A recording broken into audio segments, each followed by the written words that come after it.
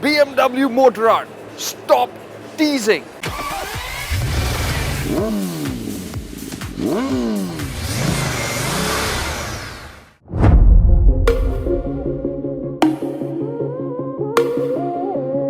This feels like deja vu because 2 years back I was standing right here drooling over a BMW G310, which was the R, which is right now standing over there.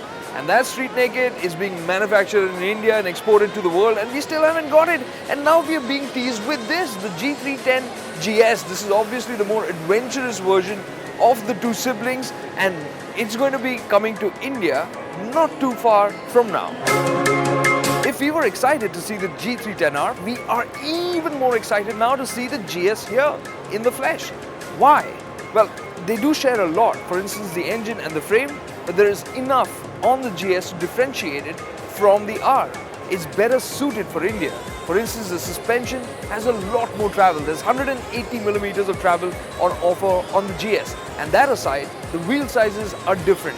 It uses a 19-inch front with a 17-inch rear, and even the tire profile is different. It's 110 by 70 on the R, and here it's 110 by 80. So it gives it just a little bit more cushioning when you're going over the rough stuff. And if you look at the tire pattern also, there's a more chunky tread pattern which is better suited for loose surfaces.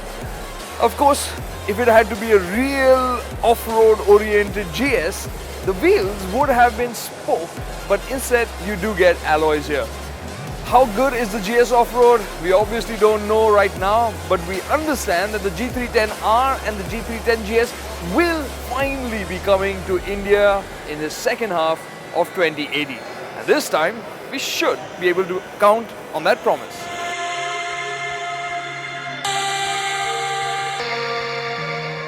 And that was supposed to be that, but then I got onto the motorcycle and it was deja vu all over again. Because back in 2016, when I hopped onto the 310R for the first time, I was amazed by how spot on the ergonomics were for that street naked. And now for the GS, they have changed, and at the same time, they fit this kind of motorcycle just so well. First and foremost, as soon as I sat on, I thought this felt more sizable than I'd expected. Nice and chunky, big beefy tank, good to hold on to. And then the ergonomics for the rider.